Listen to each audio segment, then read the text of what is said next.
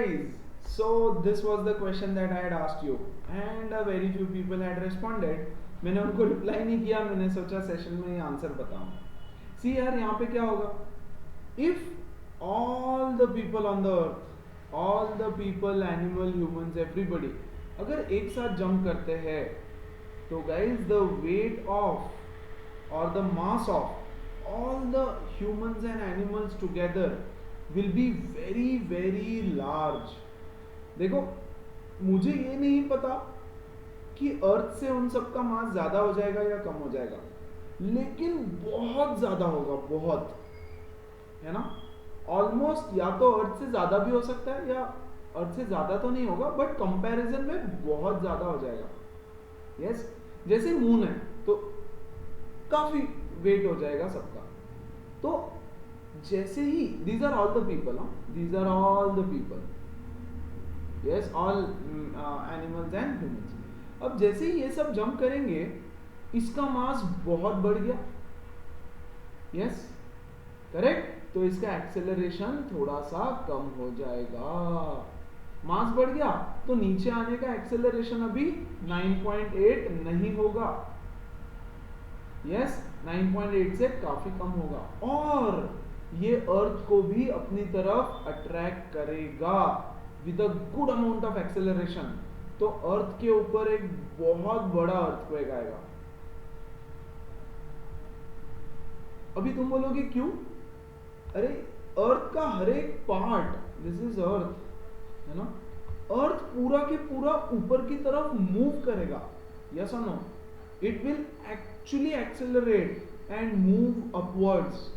ऊपर की तरफ एक झटका लगेगा, उसको झटका लगेगा तो बहुत बड़ा अर्थक्वेक आएगा and everything, almost everything will be destroyed, क्योंकि इतना बड़ा अर्थक्वेक रहेगा वो. राइट? क्योंकि अभी इसका भी तो मास ज्यादा है ना. यस, तो अच्छे खासे फोर्स से ये इसको अपनी तरफ खींच लेगा. The force of attraction will be between them, जो भी रहेगा वो तो ठीक है, इक्वल रहेगा. ये इसको खींचेगा, ये इसको खींचेगा, है ना. बट अब इसका एक्सेलरेशन भी रहेगा इधर और इसका भी एक्सेलरेशन रहेगा इधर. करेक्ट? तो थोड़ा सा इसका एक्सेलरेशन रहेगा जिस वजह से एक अर्थक्वेक आएगा मस्त वाला. Fine. And almost everything will be destroyed, क्योंकि ये अच्छा खासा बड़ा अर्थक्वेक रहेगा.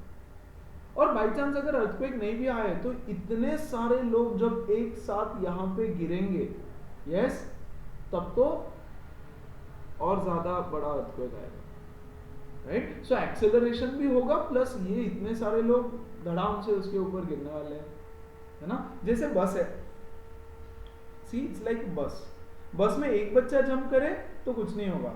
सारे बच्चे अगर बस के जंप कर रहे हैं तो बस कैसे पूरा हिलने लगेगा, लेफ्ट राइट इधर उधर, हाँ कि नहीं? यस, वैसे ही अर्थ का भी होगा.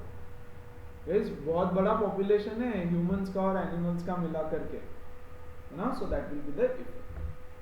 So today's topic of discussion would be mass versus weight. What is the difference between mass and weight? ठीक है? See, mass is the measure of quantity of matter.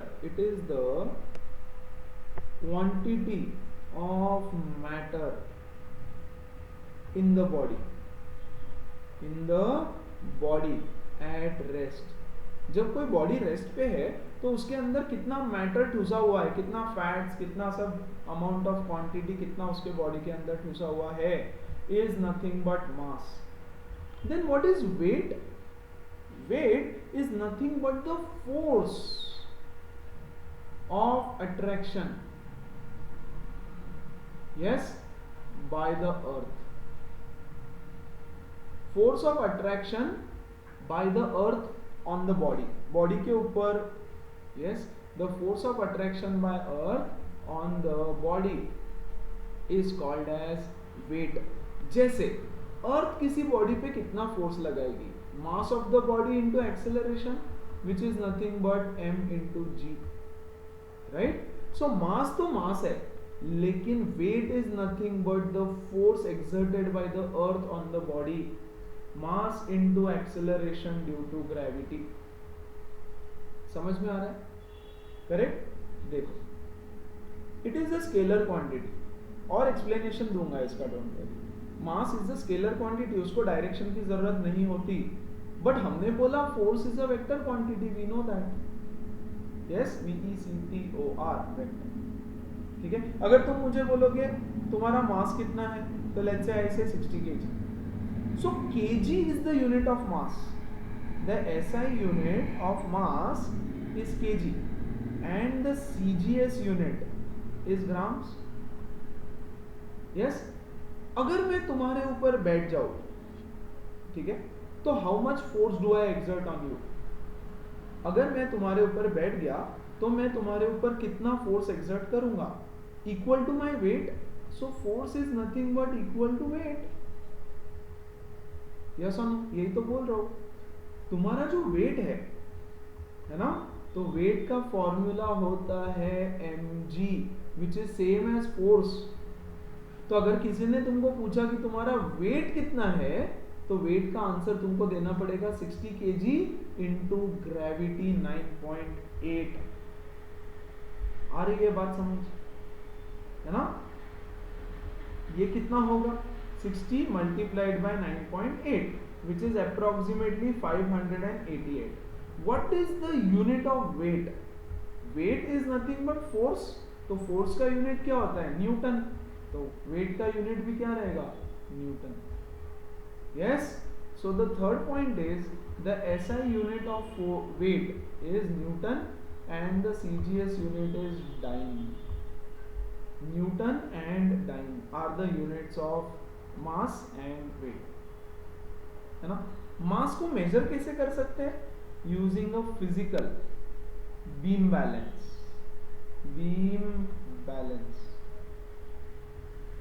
yes। and ये जो है, अच्छा अब देखो बीम बैलेंस कैसा होता है, ऐसा होता है ना, तराजू बोलते हैं उसको, here you have one pan on it and here you have another pan, इसके ऊपर एक वेट रखते हैं, इसके ऊपर एक वेट रखते हैं, and you can measure it, correct। and weight is measured using ये measure, how is it measured, what is the instrument used to measure it, and this is measured using a spring balance,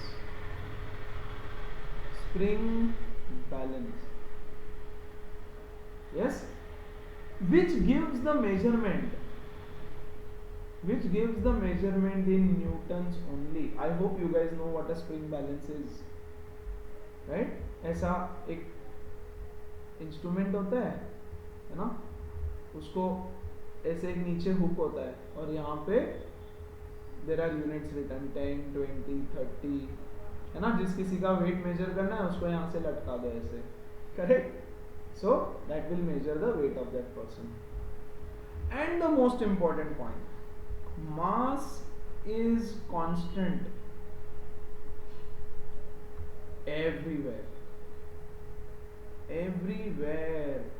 it does not change with change in place, does not change with change in place। but guys जो wait है, wait का formula क्या है, mass into gravity. तो gravity हमने देखा कि अलग अलग जगह पे अलग अलग होता है, यस और no. So weight is not constant, yes, it is different at different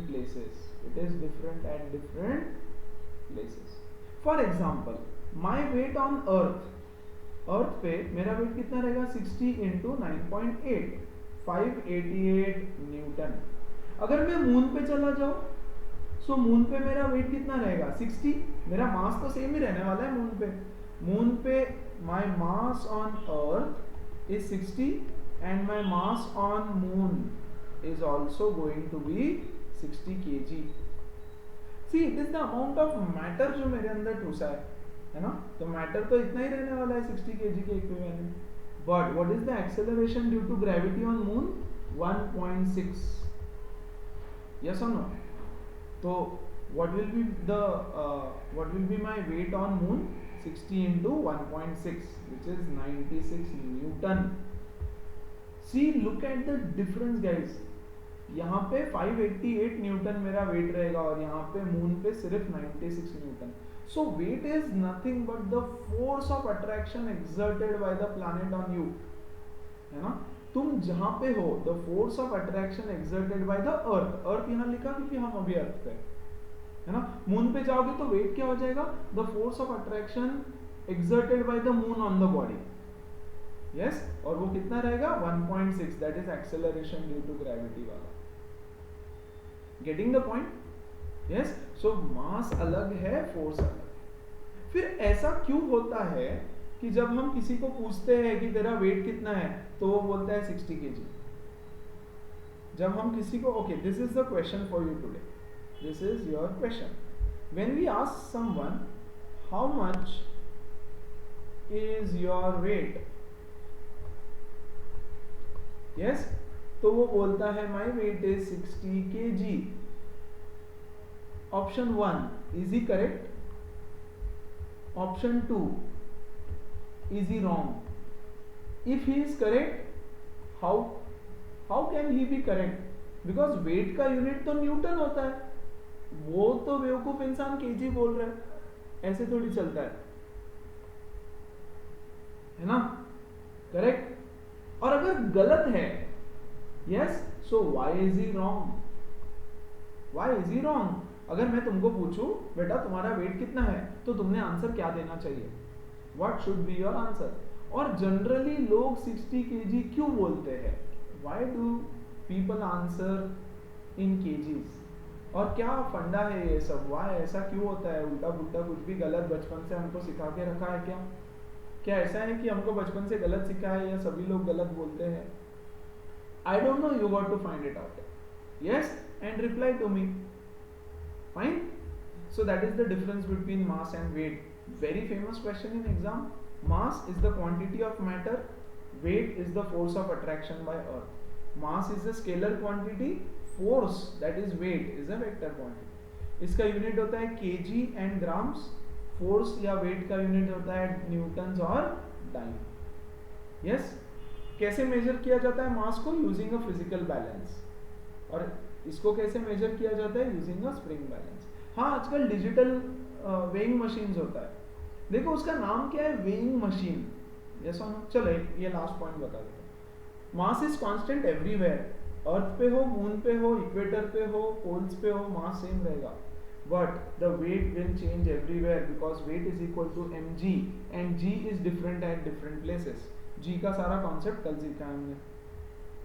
yes, अब यार जिस मशीन पे हम खड़े रहते हैं उसका नाम होता है वेइंग मशीन.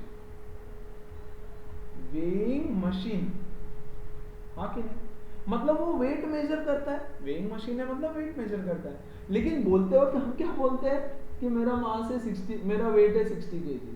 अरे ऐसे कैसे, वही तो मेरा सवाल है आज का कि हाउ कम योर मास और वेट बी 60 kg. यस, क्या गड़बड़ है, ऐसा क्यों है. आई होप मेरा क्वेश्चन समझ में आ रहा है. नाम वेइंग मशीन है लेकिन बोलते वक्त मास का यूनिट क्यों चिपका दिया है यहाँ पे, that is my question. So find it out. इस बार this time you can use internet also. Yes, if you want you can use the internet also to search your answer. लेकिन अच्छे से समझ के बताओ कि ऐसा क्यों हुआ. Fine, please do it guys. कुछ तो करो यार, खुद से थोड़ा सर्च करने की आदत, थोड़ा सा खुद से रिसर्च करने की आदत लगाओ. वैसे रिसर्च बहुत कुछ नहीं करना है, इसमें छोटा सा सवाल है. क्लियर है? परफेक्ट. चलो ना, अभी फोर्स है. यस, फोर्स का यूनिट होता है, ऐसा यूनिट इज न्यूटन, है ना. CGS unit is dyne. Now what is the relation between them, मतलब ऐसे होता है ना कि 1 kg is equal to 1000 gram, है ना. तो इनके बीच में क्या रिलेशन है, 1 newton is equal to 10⁵ dyne. ये मैंने सिखाया है पहले already. Yes, just a recap. There are a few other units of force. Yes, the first unit that we are going to see is kgf. Yes, kgf. GF, इसको बोलते हैं kilogram force. 1 kgf is equal to 9.8 newton. See, अब newton भी force का unit है, kgf भी force का unit है, तो दोनों के बीच में कुछ रिलेशन होना चाहिए, ये याद रखना है। 1 kgf is equal to 9.8 newton. ठीक है, समझ में आया? मतलब अब देखो क्वेश्चंस में, न्यूमेरिकल्स में ऐसा दिया रहेगा, a force of 20 kgf acts on a body, है ना? तो इसको पहले न्यूटन में कन्वर्ट करना पड़ेगा। कैसे करोगे? 20 इंटू 9.8, जो भी आंसर आएगा उतना न्यूटन, या 10 ले लो, 10 kgf, है ना? सो ये कितना होगा? 98 न्यूटन। आ रही है बात समझ? तो ऐसे क्वेश्चंस आएंगे, kgf में अगर दिया है तो न्यूटन में फोर्स को कन्वर्ट करते आना चाहिए। Yes, 1 kgf is 1 Newton. अब 1 kgf का मीनिंग क्या है पता है? 1 kgf is nothing but 1 kg into f। F is nothing but the force of gravity. Force of gravity. Yes, which is nothing but G. Basically, it is nothing but G, gravity. The force with which the Earth will attract a 1 kg mass. 1 kgf का मतलब होता है the force with which Earth will attract a 1 kg object, है ना? किस force से attract करता है? 9.8 न्यूटन से। हाँ कि नहीं? हाँ कि नहीं? किलोग्राम फोर्स, 1 किलोग्राम मास को अर्थ कितने फोर्स से अट्रैक्ट करता है? सो 9.8 न्यूटन से अट्रैक्ट करता है। तो ये जो F है इसकी वैल्यू होती है 9.8। तो 1 kgf का मतलब होता है 1 kg इंटू 9.8, और इसका छोटा भाई होता है 1 gf, 1 gram force, 1 gram force. अब इसका मतलब क्या है? The force with which earth will attract a 1 gram का object, the force exerted by the earth, या फोर्स ड्यू टू ग्रेविटी। अर्थ मतलब कौन सा फोर्स है ये? Force due to gravity. Yes, which force the earth will exert on an object? Force of gravity. Yes, 1 gram mass के object को किस फोर्स से अपनी तरफ अट्रैक्ट करेगा? So 1 gf is equal to 980 dynes, है ना? जैसे 1 kgf is equal to 9.8 newton, वैसे 1 gf is equal to 980 times. और इस चीज की हमको न्यूमेरिकल्स में काफी जरूरत पड़ने वाली है। Fine, so that's the end of all the theory and concepts from the chapter, and we are going to start with the numericals. ठीक है, जो भी फॉर्मूला जब भी लगेगा बताते जाऊंगा। Let's begin. Before we start with numericals, एक कॉन्सेप्ट रिवाइज करवाता हूँ मोशन इन 2D से, जिसको एक अलग वे में यहाँ इस चैप्टर में रिप्रेजेंट किया होगा। See, we have 3 equations of motion. v is equal to u plus at, s is equal to ut plus half at square, and v square minus u square is equal to 2as। Yes, where u is the initial velocity, v is the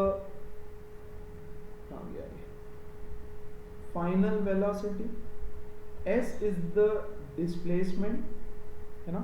t is the time, and a is the acceleration. Correct? ये क्या था? When an object is moving in a straight line, उसके लिए ये सारे equations थे। ठीक है, अब देखो दो चीजों में मैं 1 second, I am dividing it into 2 parts. Equations change नहीं होते, इस मैं देखो ये सिखाने पे नहीं वाला था, बट सोचा बता देता हूँ, नहीं तो तुम टेक्स्ट बुक देखोगे and you will be like यार ये तो सिखाया ही नहीं। देखो है तो यही चीज। अब let's say there is an object which is falling down, this is also motion in one dimension, हाँ कि नहीं? नीचे की तरफ आ रहा है ना, यस, हॉरिजॉन्टल के बदले वर्टिकल मूवमेंट है, चलेगा क्या? लेट्स से वो ऑब्जेक्ट यहाँ पे मैंने पकड़ के रखा है, तो इसका इनिशियल वेलोसिटी कितना हो जाएगा? 0, यस। या लेट्स से नीचे की तरफ आ रहा है, रहने दो, कितना इनिशियल वेलोसिटी वगैरह कुछ भी हो सकता है, initial velocity can be anything guys, है ना, वो दिया रहेगा क्वेश्चन में, है ना। ये ग्राउंड है, let's say it covers a height h height से उसको हमने ड्रॉप किया है, और जब वो जस्ट जमीन के ऊपर गिरेगा, the moment it strikes the ground it's final velocity is v, yes.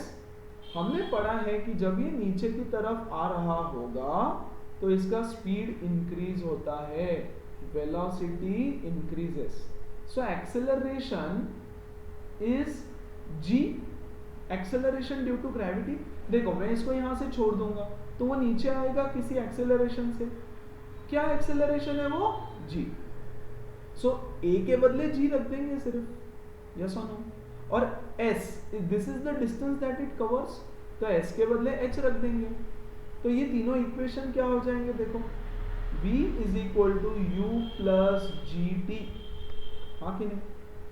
a के बदले g रख दिया, s के बदले h रखेंगे, h is equal to u t plus half g t square, कोई फर्क नहीं पड़ा, यस और no. v square minus u square is equal to 2gh, यार ये डिस्प्लेसमेंट s था ना, हमने ऐसा इसको डिस्प्लेसमेंट बोला था तभी, अभी h हाइट से गिरा दिया तो this is the displacement h height, तो s के बदले h रख दो, क्या फर्क है ना। This is when the object is moving down, नीचे की तरफ गिर रहा है ऊपर से। अब लेट्स से मैंने ग्राउंड से उसको ऊपर की तरफ फेंक दिया, है ना, तो इनिशियल वेलोसिटी यहाँ पे रहेगा उसका कुछ तो, और जब ये यहाँ पे पहुंचेगा मैक्सिमम हाइट पे, when it reaches the maximum height for a fraction of second, उसका फाइनल वेलोसिटी यहाँ पे 0 हो जाएगा, यस और नो। कभी तो रुकेगा ना, वो ऊपर जा रहा है, रुकेगा और फिर नीचे आएगा, तो for a very very very very 0.00001 second के लिए वो रुकेगा वहां जाके, यस और नो, और फिर नीचे आएगा, तो जब वो रुकेगा तो उसका फाइनल वेलोसिटी 0 है। कितना हाइट ऊपर गया वो? h, let's say the height is h। और अब मुझे बताओ जब वो ऊपर जा रहा है तो उसका स्पीड कम होगा कि इंक्रीज होगा? अरे इंक्रीज होता तो वो वापस नीचे आता क्या कभी? इंक्रीज होते होते निकल जाता अर्थ के एटमॉस्फेयर से बाहर, ग्रेविटी से भी बाहर, उसका स्पीड डिक्रीज होता है, तो जब वो ऊपर जा रहा है द वेलोसिटी इज डिक्रीजिंग, हाँ कि नहीं? तो acceleration will be negative, yes और no, the acceleration will be minus g, minus g से उसका स्पीड कम होते जाता है, यस। एक और एग्जांपल लेके मस्त से सिखाता हूँ इसको, है ना। तो ये तीनों इक्वेशन क्या हो जाएंगे? v is equal to u minus g t, ये g के, ये a के बदले माइनस जी डाल दिया, है ना। s is equal to u t minus half g t square, s के बदले h डाला और ये a के बदले माइनस जी डाला, तो ये हो जाएगा माइनस जी टी स्क्वायर। और third v square minus u square is equal to minus 2hg, हाँ कि नहीं? देखो ये s के बदले h डाल दिया और a के बदले माइनस जी डाल दिया, क्लियर? तो है तो वही, अगर ये चीज दी नहीं रहती ना हमको, ये दोनों चीज बुक में, तो भी हम ये इक्वेशंस यूज करके उसको सही से सॉल्व करते हैं, ठीक है। अब एक ग्रेविटी का कॉन्सेप्ट समझो। देखो एक बिल्डिंग है, ये बिल्डिंग के ऊपर तुम खड़े हो, तुम्हारे हाथ में है एक बॉल, ठीक है। At now the time is 0, you drop this ball, तो जब टाइम 0 है तो इसका स्पीड कितना है? 0। बॉल का वेलोसिटी 0 है, तुम्हारे हाथ में है, वो अभी पकड़ के रखा है तुमने। After 1 second, t is equal to 1 second, है ना। लेट अस अज्यूम कि g का वैल्यू है 10, 9.8 के बदले 10 ले रहा हूं बच्चों, 9.8 है, 10 ले रहा हूं सिंप्लिसिटी के लिए। 1 सेकेंड के बाद ये बॉल यहां पे आ जाएगा और इसका वेलोसिटी कितना हो जाएगा पता है, 10 मीटर पर सेकेंड। 2 सेकेंड के बाद बॉल यहां पे आ जाएगा, इसका वेलोसिटी कितना हो जाएगा पता है, 20। अरे उसका एक्सेलरेशन 10 है। एक्सेलरेशन मतलब क्या, change in velocity per unit time. तो 10-10 से उसका वेलोसिटी चेंज हो रहा है। g की वैल्यू 10 है, इसका मतलब समझ में आ रहा है। जैसे t is equal to 3 seconds, तो 3 सेकेंड्स के बाद बॉल यहां आ जाएगा, इसका वेलोसिटी हो जाएगा 30 metre per second. Acceleration is 10, मतलब change in velocity per unit time is 10, तो 10 हो गया, 10 से बढ़ गया, यहां हो जाएगा 40 मीटर पर सेकेंड। और जब ग्राउंड पे पहुंचेगा 4 seconds, and at after 5 seconds let's say it reaches the ground, तो वेलोसिटी हो जाएगा 50 मीटर पर सेकेंड। मतलब 50 मीटर पर सेकेंड की स्पीड से वो ग्राउंड के ऊपर गिरने वाला है। समझ में आया।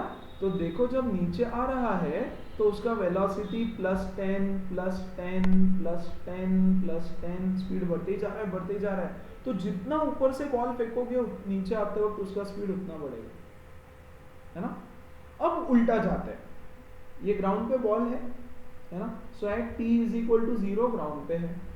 तुमने इसको initial velocity 50 metre per second से ऊपर फेंक दिया, तुमने फेंका इसको, यहां से जोर से धक्का मारा with the speed of 50 metre per second, तो ये ऊपर जा रहा है ना। After 1 second, t is equal to 1 second के बाद बच्चों इसका स्पीड हो जाता है 40 मीटर पर सेकेंड। क्यों, अरे अर्थ उसको नीचे खींच रहा है ना, यस और नो। अरे देखो तुम अगर इधर आगे जाना चाहते हो और मैंने तुमको रस्सी से बांध दिया, पीछे खींच रहा हूं, तो तुम्हारा स्पीड कम हो जाएगा कि नहीं, है ना। तो वैसे ही वो बॉल है बेचारा, उसको अर्थ नीचे खींच रहा है। यस, आफ्टर 2 सेकेंड्स इसका वेलोसिटी हो जाएगा 30। Yes, after 3 seconds at t is equal to 3, t is equal to 3 seconds इसका वेलोसिटी हो जाएगा 20। Yes, after t is equal to 4 seconds इसका वेलोसिटी हो जाएगा 10, and after t is equal to 5 seconds ये आके यहाँ पे स्टॉप हो जाएगा, यहां रुक जाएगा और फिर यहां से नीचे आना चालू करेगा। आ रही है बात समझ। अब देखो change in velocity -10, change in velocity -10, final minus initial 30 - 40, है ना। 20 - 30 -10 -10 एंड -10। वही तो है कि जब बॉल ऊपर जा रहा होता है तो उसका acceleration is -10, or you can also say that the retardation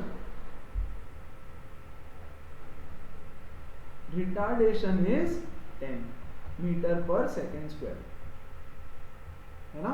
और जब बॉल नीचे की तरफ आ रहा होता है then the acceleration is +10 metre per second square.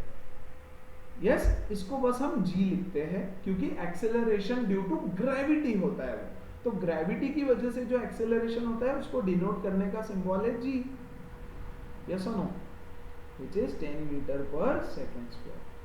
तो अब से याद रखना, ठीक है, 10th स्टैंडर्ड तक ये रूल्स फॉलो करना है तुम बोलोगे ऐसा क्यों, क्योंकि 11th में कुछ चीजें चेंज होने वाली है, इसमें कुछ एडवांसमेंट्स आएगा, इसमें कुछ थोड़ा सा हाई लेवल का टॉपिक आएगा, तो कुछ चीजें चेंज हो जाएगी यहाँ पे, और डिटेल में जाओगे और डिटेल में समझ में आएगी, है ना।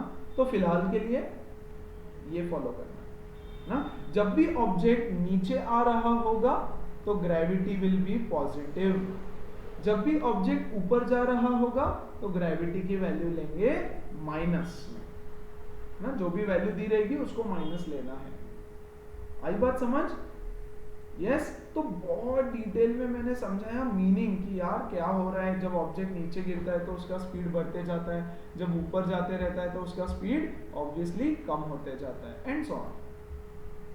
ठीक है, Let's go ahead and do some solved examples on this topic from the chapter. Solved examples part E, yes, of this chapter. Calculate the gravitational force of attraction between two bodies of masses 40 and 80. देखो दो bodies है, एक का मास है 40 kg, दूसरे का मास है 80 kg, है ना, separated by a distance of 15. इनके दोनों के बीच में 15 मीटर्स का डिस्टेंस है ना. तो सबसे पहले गिवन लिखो, नहीं तो आधा मार्क जाएगा. m1 is equal to 40 kg, m2 is equal to 80 kg, है ना. r is equal to 15 metre. g भी दिया है 6.7 into 10 raise to minus 11 newton metre square per kg square. बोल रहा है calculate the gravitational force of attraction between them. होगा ना फोर्स. देखो दिस इज बॉडी 1, तो 2 इसको अपनी ओर खींचेगी, so force acting on 1 due to 2, और ये इसको अपनी ओर खींचेगा, force acting on 2 due to 1 negative. Yes, concept भी रिवाइज कर दे रहा हूं, है ना. तो कितना रहेगा ये force. F is equal to G m1 m2 upon r square. डाल दो सारी values. 6.7 into 10 raise to minus 11 into 40 into 80 divided by, इनके बीच का डिस्टेंस है 15, तो 15 इंटू 15, क्योंकि 15 का स्क्वायर बोला है. ठीक है, let's try and solve this. 3 5 जा 15, यस, और सॉरी 5 से कर. 5 3 जा 15, 5 8 जा 40, 5 3 जा 15, यस, 5 16 जा. Fine. How do we solve this now. अभी कुछ नहीं, इसको डायरेक्ट मल्टीप्लाई करो और डिवाइड करना पड़ेगा. मतलब कैसा.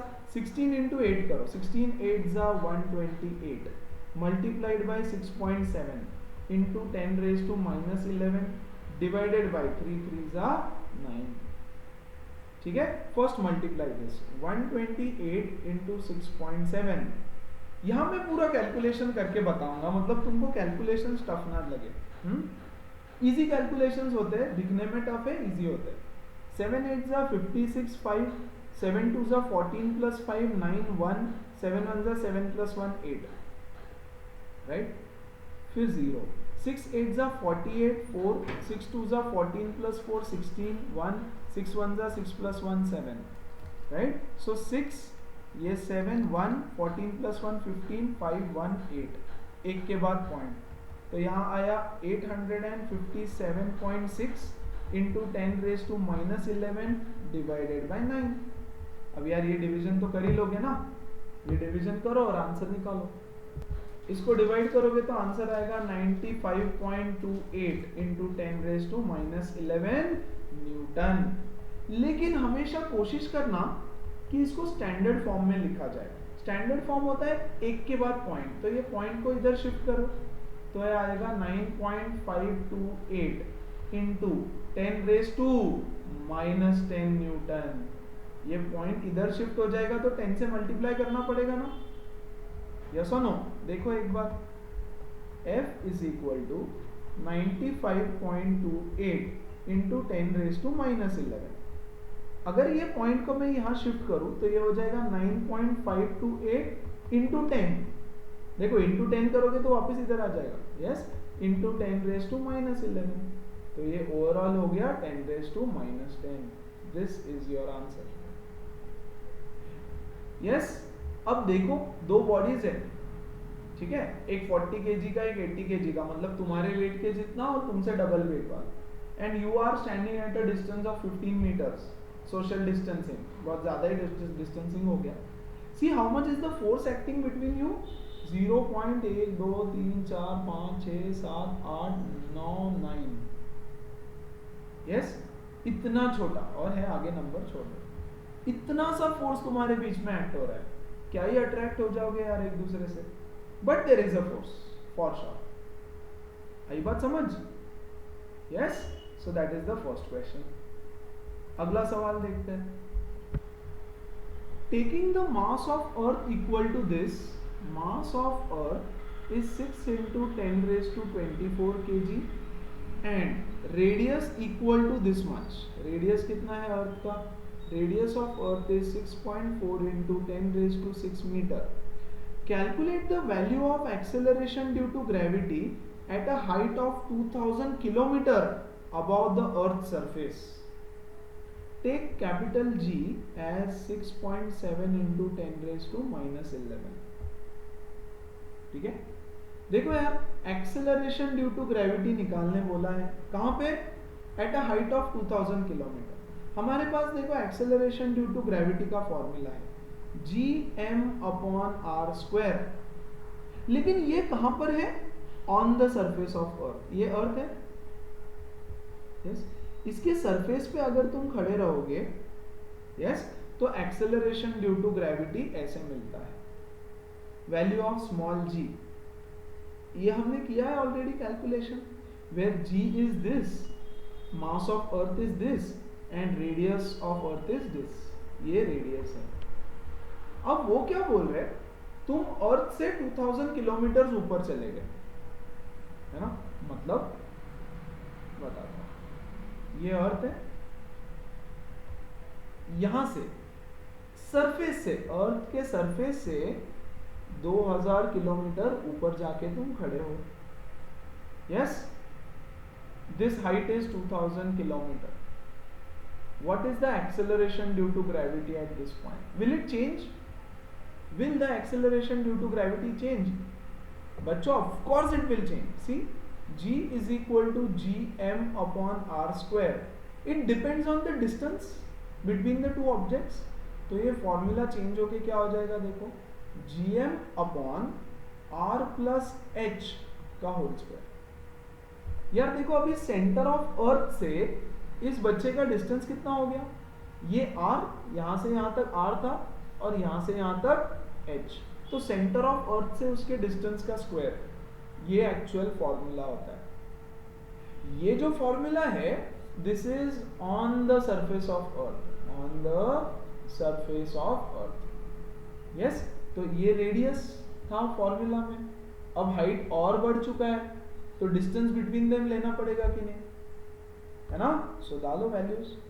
g is equal to, g दे रखा है 6.7 into 10⁻⁻11 into mass of earth 6 into 10⁻24 divided by r+h का whole square. Fine, let's find out r+h कितना है पहले। Height is 2000 kilometre. Can I write this as 2000 into 10⁻³ metre? हाँ कि नहीं? Which is equal to 2 into 10⁻⁶ metre. ये 3 zero और ये 3 जीरो, 2 into 10⁻⁶ मीटर चलेगा क्या? तो यहां में लिखता हूं 6.4 into 10⁻⁶ प्लस 2 into 10⁻⁶ का whole square. Is it fine? ऊपर देखो क्या है, 6.7 into 6 into 10⁻13, 10⁻11 और 10⁻24 को सॉल्व करके आया 10⁻13। a⁻m into a⁻n is a⁻m plus n, तो -11 plus 24 is 13, करेक्ट। डिनोमिनेटर में देखो 10⁻6 को कॉमन लिया, ये देखो यहाँ पे भी 10⁻6, यहाँ पे भी 10⁻6, अंदर क्या बचा? 6.4 plus 2 इसका होल स्क्वायर। देखो अलग से करके बताता हूँ, into 10⁻6 plus 2 into 10⁻6, 10⁻6 common, 6.4 plus 2, हाँ कि नहीं? ये कितना आएगा? 8.4 इंटू 10⁻6 का स्क्वायर।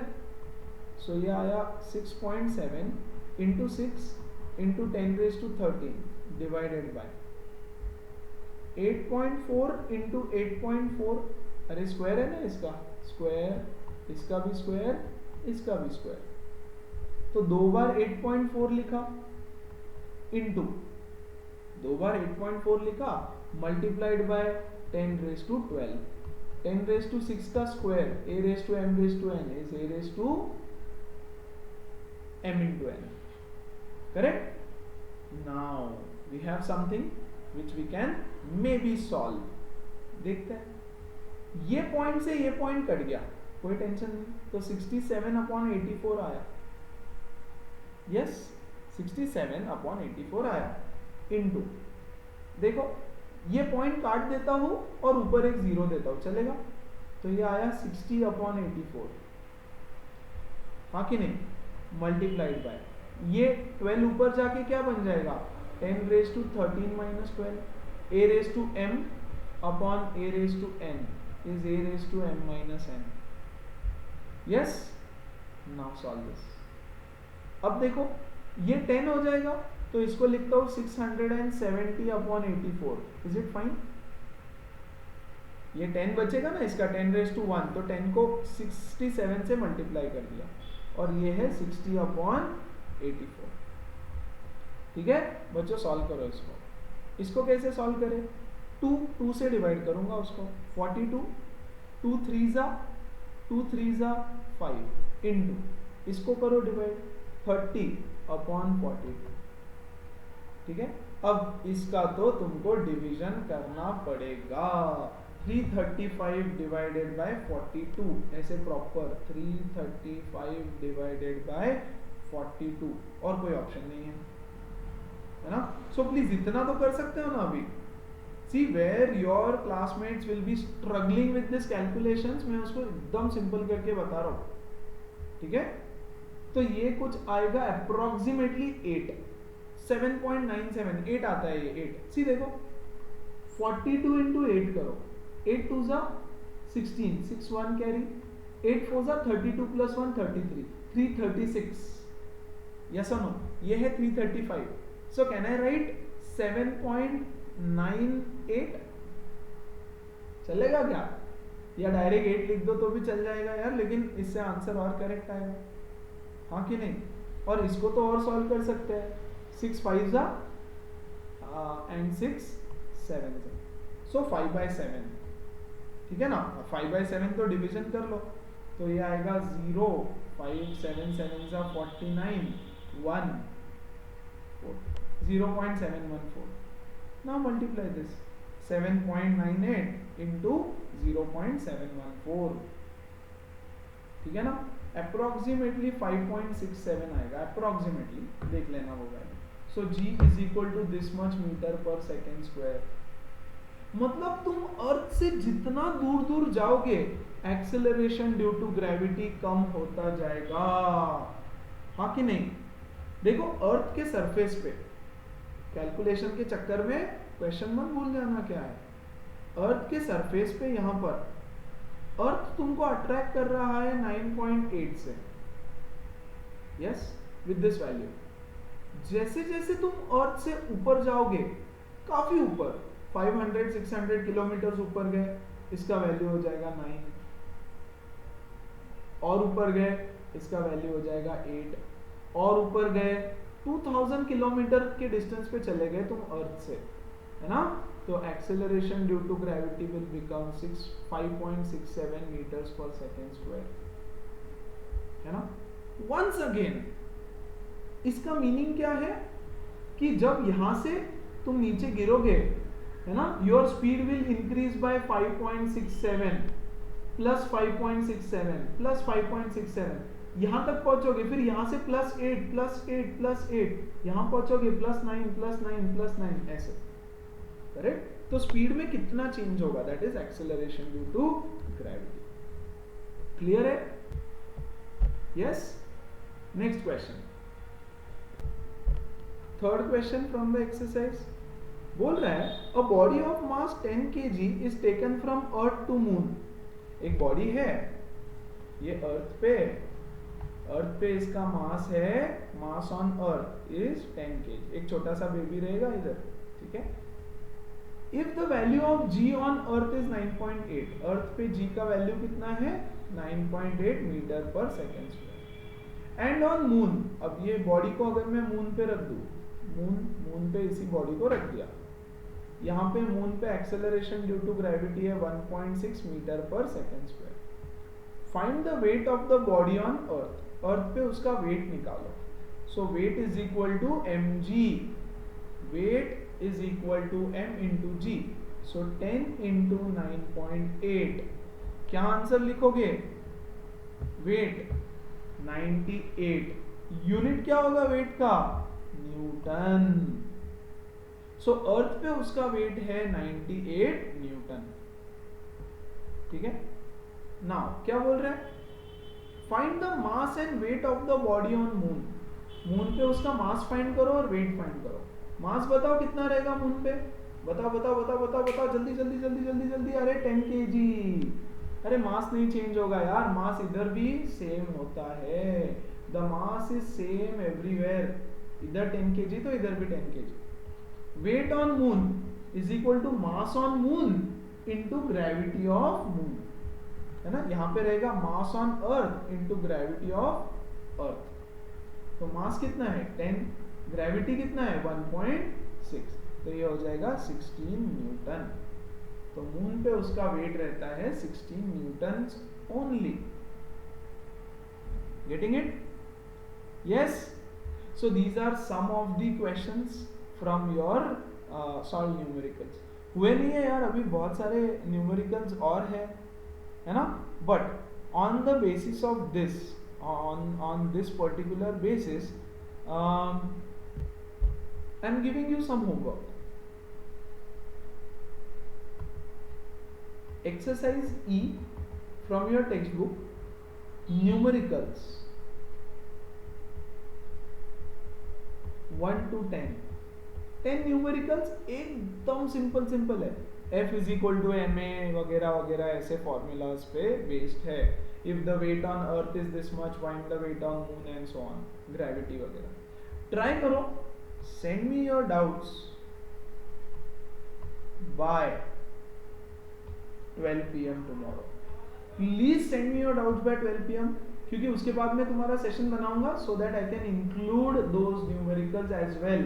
अभी और भी न्यूमेरिकल्स मुझे लेना है, लेकिन 1 to 10 के डाउट्स मैं इसी सेशन में सॉल्व करूंगा, बाद में फिर I won't help you. Fine, so make sure तुम कंप्लीट करके मुझे होमवर्क भेज दो। Okay, that's it for today, C you guys, take care, bye.